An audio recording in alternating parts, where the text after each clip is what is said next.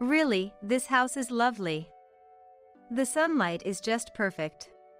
Yeah, I can't wait to live here. Next to the smiling in-laws, my husband, Eric, is also nodding in satisfaction. We came to view our potential new home, but I hadn't expected it to be such a luxury property. As my in-laws and Eric carry on making decisions, my anxiety grows. Are we really going to buy this place?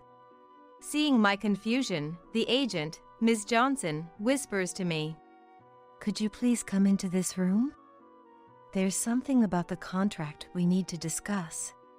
Led to another room, I was internally frightened. I thought I was going to be pressured into signing the contract. However, what Ms. Johnson said was completely unexpected. "Run away now." What? I was taken aback by her unexpected words and didn't understand what she meant. "Run away? What do you mean?" "I'm sorry for startling you all of a sudden, but I've seen something." Ms. Johnson started speaking in an uneasy manner. What she revealed was shocking. "My name is Melissa. I'm turning 32 this year. Eric is the same age. We don't have children yet, but have been discussing buying our own home. I've always dreamed of a condominium, but Eric prefers a single-family house. It's for Eric's parents. His mother, Patricia, is 65. His father, Paul, is 66. They're relatively young for seniors. However, both in-laws are physically challenged. During a family trip when Eric was in high school, they were involved in a car accident. Fortunately, Eric was only slightly injured, but his parents suffered serious injuries. Though their lives weren't in danger, Patricia injured her back, and Paul can't move one of his legs properly. As a result, both had to quit their jobs. After graduating high school, Eric has worked hard, supporting his parents through everything. We met through mutual friends when we were 26. My first impression of Eric was that he was a serious, family-oriented person. He always seemed overly concerned about his parents. But once I knew the circumstances, I began to understand, and started to see him as a kind person. Our relationship naturally progressed, and eventually, we got married. Given this background, Eric wishes to buy a house where we can comfortably live with his parents. Since Eric is an only child and considering his parents' physical conditions, it seems like a natural decision. Yet, I've always felt something off about his parents. And my intuition wasn't wrong. Looking back, I felt this discomfort during our first family meeting 3 years ago. Nervously going to his parents' house, Patricia welcomed us. "Welcome, Melissa. It's a small house, but make yourself comfortable." "Thank you. I will." Seeing Patricia slowly bending and walking struck me hard. Even though I knew from Eric she had difficulty walking, it was still a shock. Paul also appeared. "Nice to meet you, Melissa." "Nice to meet you." Walking with a limp to protect his leg. The aftermath of the accident still affected them, making work difficult. But Eric said they were managing with insurance money. Seeing the in-laws, I was relieved I had bought sushi for lunch beforehand. Feeling sorry for them having to host us with their conditions, I had prepared it. Offering the sushi immediately, Patricia exclaimed with joy, "Sorry for the trouble."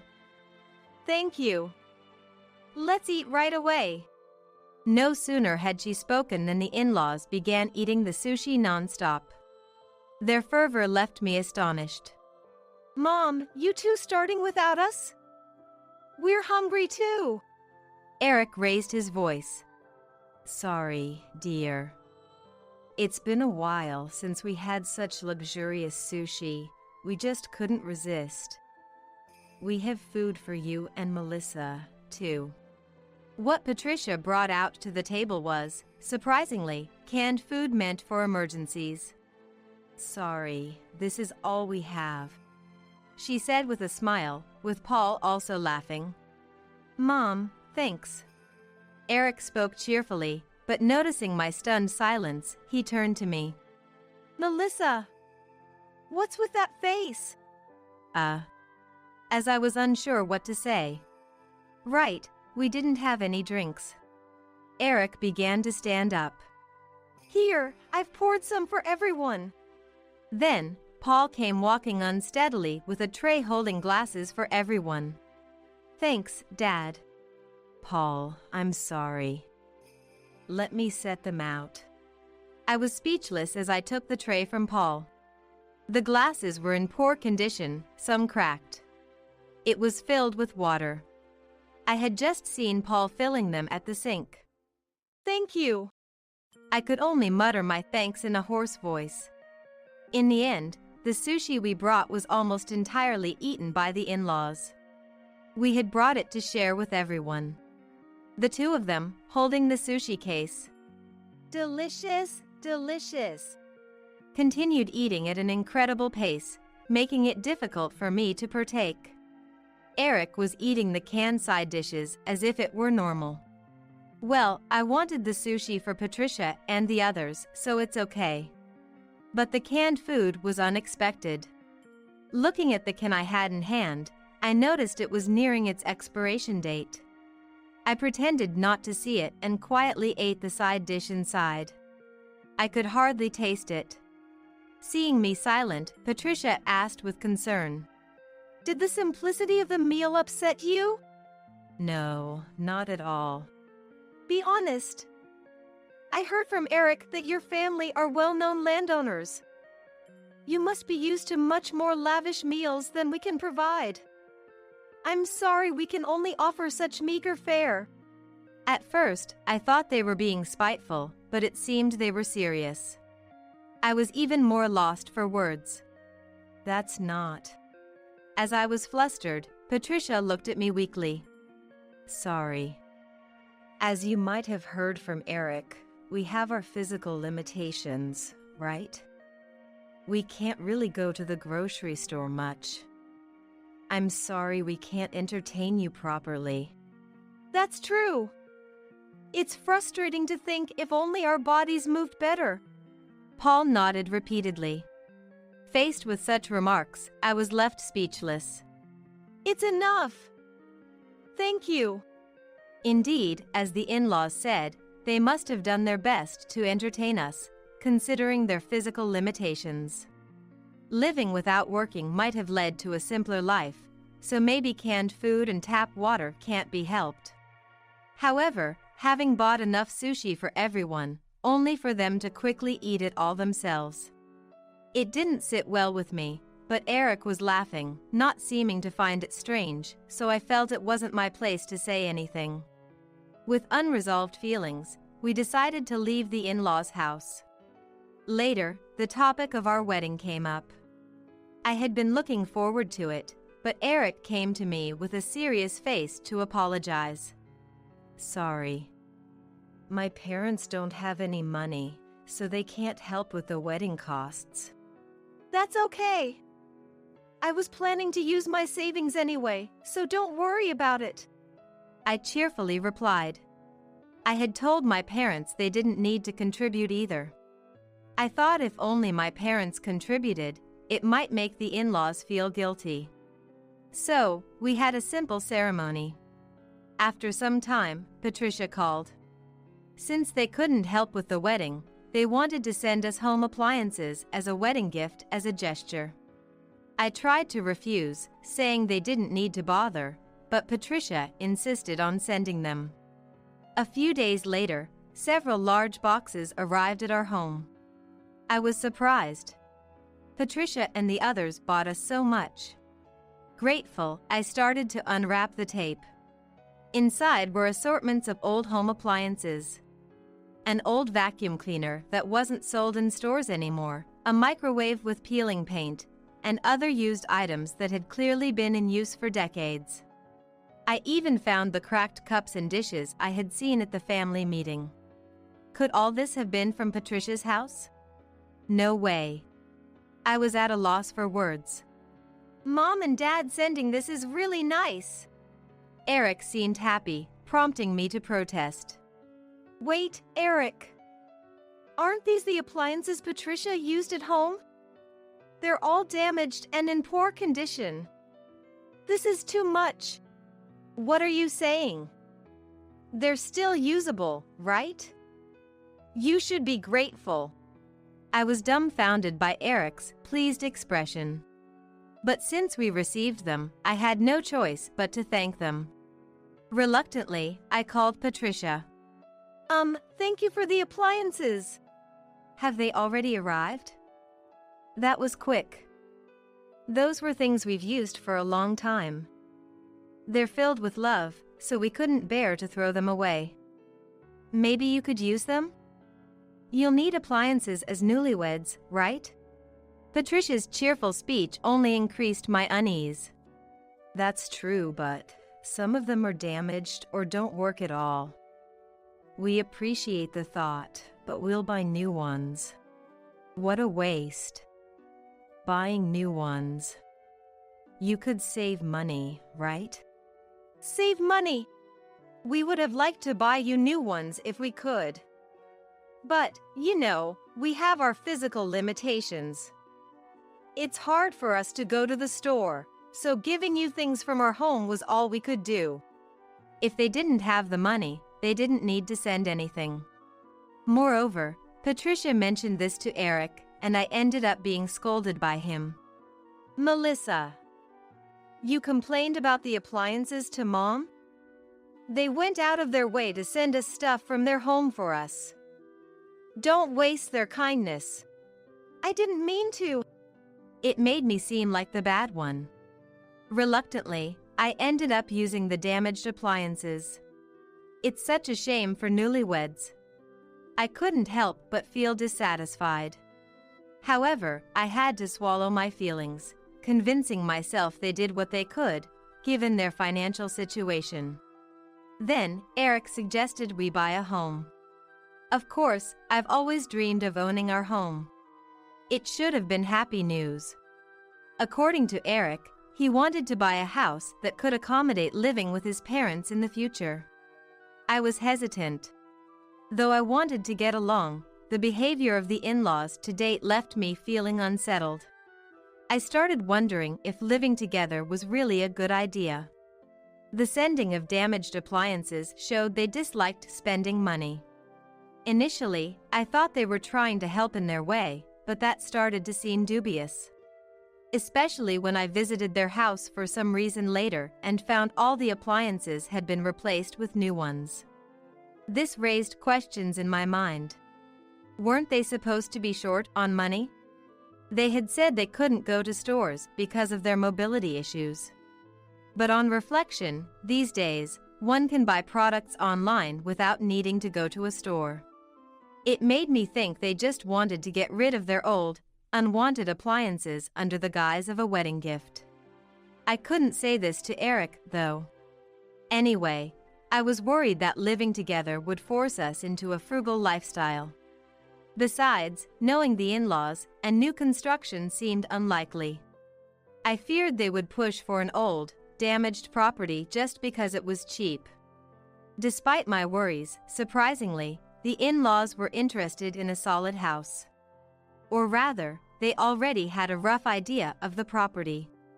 It seems you've already made quite a bit of progress. Confused, Eric responded as if it were obvious. I took Mom and them to see some houses on my day off. There's this really nice new house they liked. You didn't tell me about this. I felt left out and upset. They were making decisions about our future home without me. Feeling unsatisfied, I decided to go see the property myself. Eric, the in-laws, and I visited the real estate company. Then the person in charge came right away. Soon, a young, cute woman approached us. Her business card read Johnson. Nice to meet you. My name is Johnson, and I'll be assisting you. Ms. Johnson greeted us politely. She took us out in her car to view the property. In the car, the in-laws were chatting amiably with Ms. Johnson. It appears the new construction is in a high-end area. I had a bad feeling about this. After a while, we arrived at the property. It was a detached house with a large garden, looking quite luxurious. Such a grand house must be expensive. We went inside and checked the layout in the living room. The in-laws were engrossed in a cheerful chat. Really, this house is lovely. The sunlight is just perfect. Yeah, I can't wait to live here. Feeling anxious as the conversation progressed, I couldn't help but interject. Excuse me. This is my first time here, but... Oh, right. My apologies. Here is the brochure. I was surprised when I saw the brochure for the property. The asking price was clearly over our budget. Surely, this house wasn't suitable for us. Yet, the in-laws and Eric acted as if this property was meant for them. Sweating nervously and confused, I caught Ms. Johnson's intense gaze. She seemed like she wanted to say something. While glancing at the brochure, I pondered what to do. Eventually, the in-laws wandered off towards the terrace. Eric moved to assist them. They seemed absorbed in their conversation. Then, Ms. Johnson looked at me with determination and whispered, "Could you please come to this room? There's something about the contract we need to discuss." Surprised by Ms. Johnson's serious expression, I nodded instinctively. Led to another room, I was internally frightened. Was I going to be pressured to sign something immediately? However, what Ms. Johnson said next was entirely unexpected. "Run away now!" What? Taken aback by her unexpected words, I didn't understand what she meant. Run away? What do you mean? I'm sorry for startling you suddenly, but I've seen something. Ms. Johnson began speaking in an unsettled manner. Eric and the in-laws had been visiting this property before. According to Ms. Johnson, during those visits, the in-laws were walking without canes or assistance. What? What do you mean? But my in-laws are supposed to be physically limited. I couldn't believe it. The in-laws I had always seen struggle to walk. They were supposedly unable to work or go to the grocery store because of it. Could it be? I managed to mutter something. Do you want to see for yourself? Peeking through a slight opening Ms. Johnson made in the door, I surreptitiously watched the three of them. Indeed, the in-laws were walking. Of course, without any canes or assistance. Why? Could they walk normally all this time, pretending to be physically impaired? For what purpose? It might be a good idea to take a video as evidence. Ms. Johnson's calm voice echoed in my head. Evidence? What kind of evidence? I'll explain later. As directed by Ms. Johnson, I pulled out my cell phone in a daze and recorded a video of the in-laws. I was utterly stunned. I had no idea what was happening. Ms. Johnson explained that at first she suggested a barrier-free home because the in-laws seemed to have bad legs. This property is equipped with a ramp, which might make moving around easier. However, Patricia laughed it off. We don't need anything like that. Saying this, Patricia and the others walked away. Ms. Johnson didn't understand why they pretended to have bad legs. The mystery was soon solved. When handing over the mortgage documents to the eager-to-buy in-laws, it seemed the contract was progressing under my name. Here are the documents you filled out. Looking at the documents she handed over, my name was indeed written on them. Eavesdropping on their conversation, Ms. Johnson heard a horrifying discussion. Having Melissa pay for the loan is best. We've received quite a bit from the insurance company by pretending my back and Paul's leg were bad, but we've spent a lot on new appliances recently. Mom, that's too direct. But that's what we've been saying for years, right? Find someone wealthy. Patricia said this matter-of-factly, with Paul seemingly agreeing. Eric kept his promise. Melissa completely trusts us. Rich people who don't suspect others are easy to manipulate. Realizing the truth left me dumbfounded. The in-laws pretended to have mobility issues to defraud the insurance. And Eric was aware of it. Hearing about the exchange from Ms. Johnson left me speechless. They expected me to pay for the mortgage? Unbelievable. Indeed, my family owns some land, and I had mentioned to Eric early on that we were landowners. But our lifestyle is very modest. I've always been taught by my parents not to waste money, and I don't own any luxury items. I'm just an ordinary office worker with no high salary. I never imagined Eric approached me with the motive of targeting the fact that I'm a landowner for money. I was so shocked I couldn't say anything, to which Ms. Johnson apologized. I'm sorry for bringing this up so suddenly. No, please don't worry, Ms. Johnson. I'm actually glad you told me. I managed to say, forcing the words out, and Ms. Johnson's face fell. There's more to the story. Then, Ms. Johnson revealed something shocking.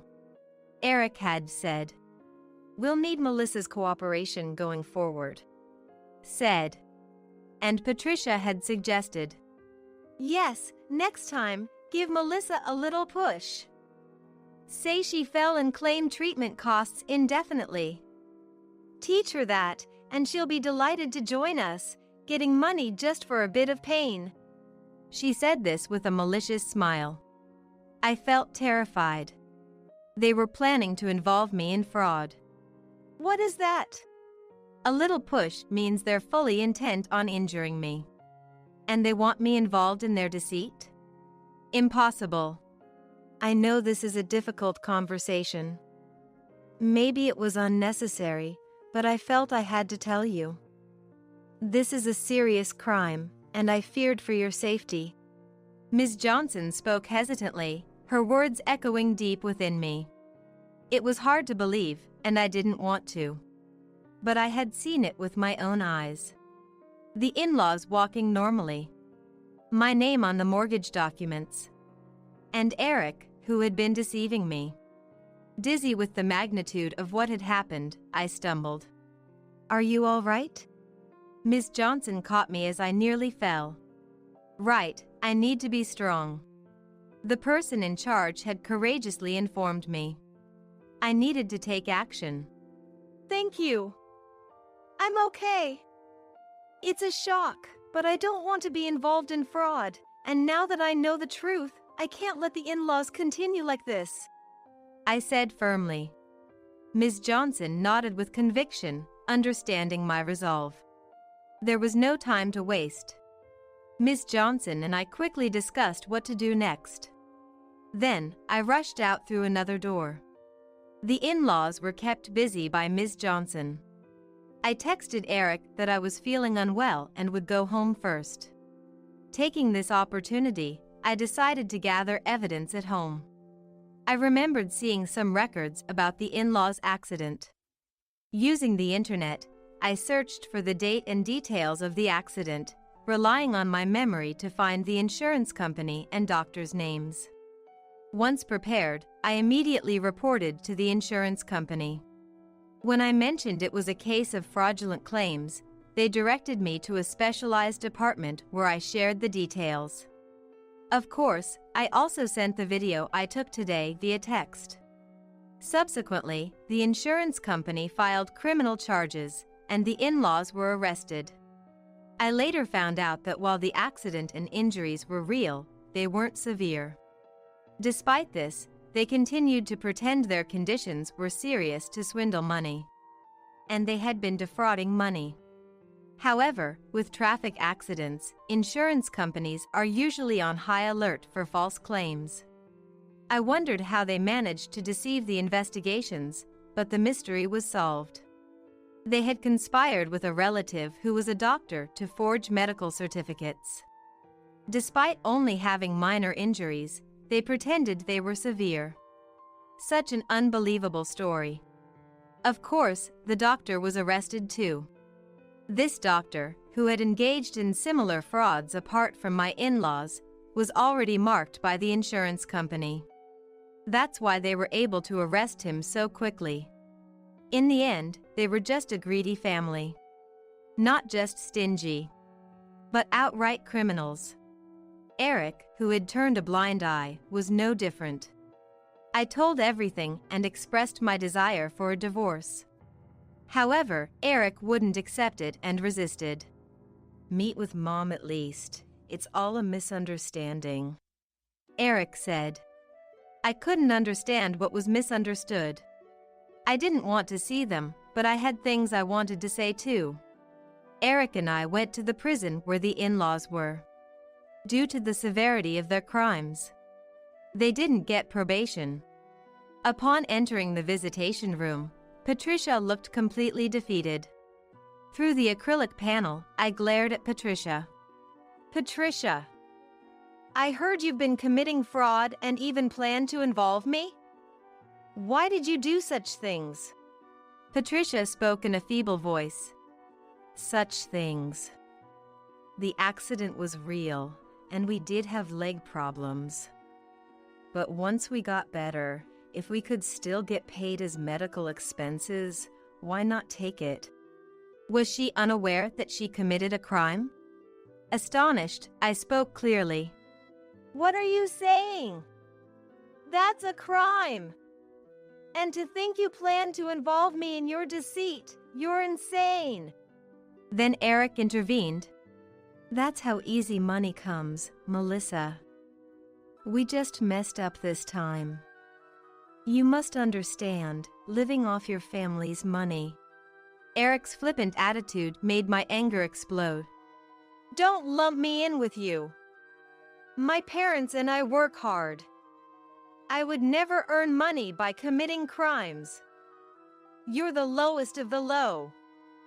I want nothing to do with you ever again." After my outburst, Eric and Patricia were stunned by my stern attitude. Patricia and Eric were more terrible than I had imagined. Having finally shown their true colors, they only thought about living easily and extracting money from others. Even after arrest, they hadn't woken up to their actions. Realizing the conversation was futile, I left Eric at the prison. I wouldn't come back here again.